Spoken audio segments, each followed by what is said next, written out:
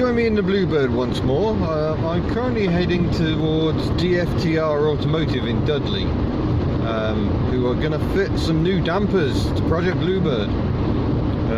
Poor thing is desperately in need of dampers. The suspension is quite alarming when it hits a bump.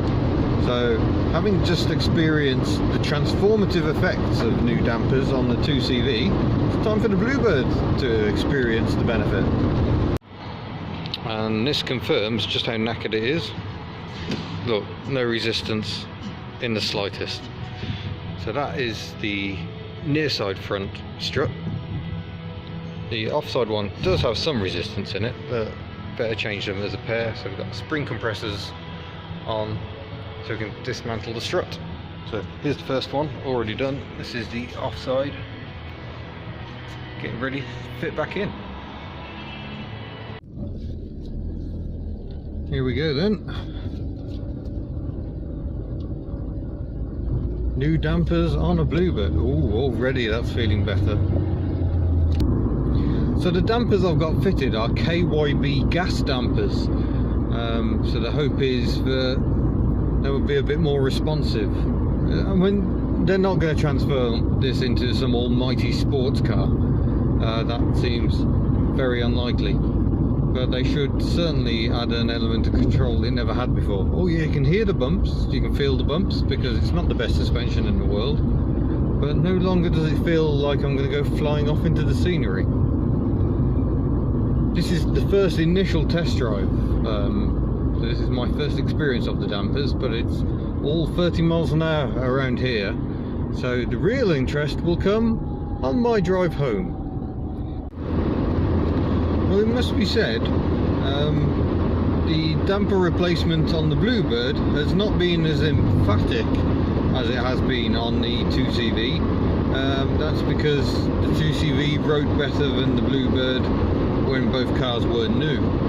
The ride is still a bit fidgety. It still bumps a bit over bumps, which I'm pretty sure is because it's got a McPherson strut front end. So it doesn't ride like a limo just because we've changed the dampers. However, it is now so much more settled. If you hit a bump mid-bend, it doesn't dart about or bounce around. It feels composed, albeit it still has the limitations of its original suspension. So we weren't expecting miracles here. What we wanted was safety, and I think we have that.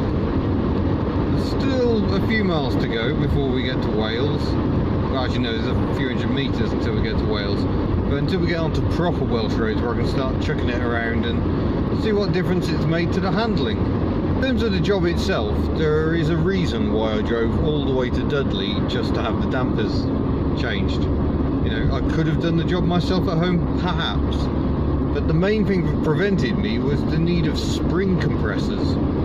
Because you have to remove the strut from the car and then dismantle the strut to replace the damper that sits within. That's how a McPherson strut works.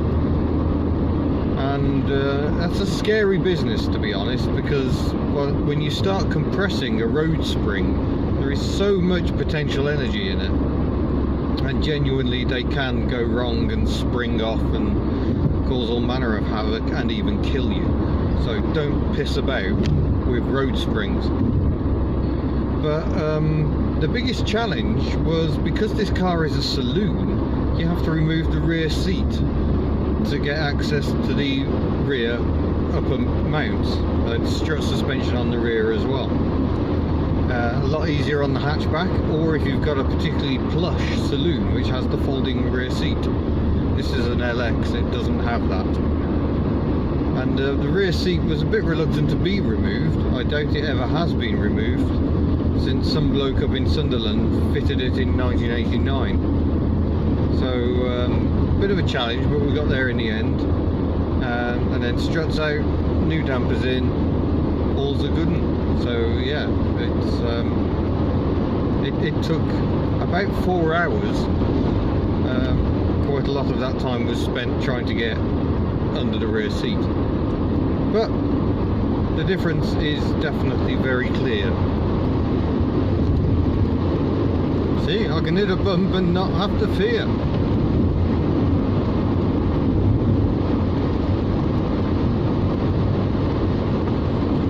Just coming down to Sweet Lamb, where you go to watch the rallying if that is what floats your boat.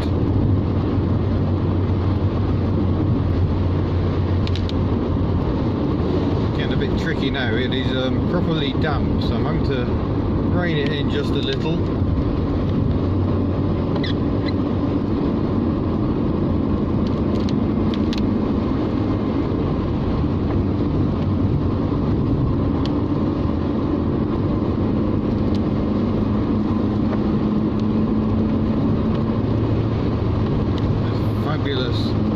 Right over a crest into a left, big bump, doesn't unsettle the car.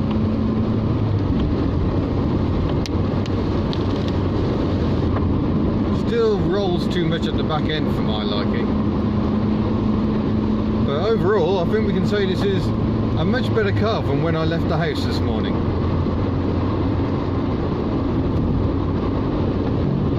So there's another 200 odd miles done in the Nissan Bluebird. It continues to go well. Still to come, I'm still running plain water in the cooling system. I've got the heater matrix, I think, is clogged, so I want to run some cleaner through the cooling system before I get too carried away with putting the Evans waterless coolant in. There's no point putting that fancy coolant in while I'm still battling issues with the cooling system, so I've got to get it set just right before I then go and do that. So that's still to come. Other antics coming up, an Irish road trip in the 2CV, Proton, MOT, and hopefully on the road. The Honda is actually for sale at the time of speaking. A little reluctantly, it served me well, that car, but I'm kind of beyond the amount of cars I'm meant to have, so something needs to go. The Nipper and the 2CV will be going nowhere. Tiny cars are fun. So, thank you for watching this further Bluebird update. Don't forget to subscribe, and let's see what I end up doing next. Farewell.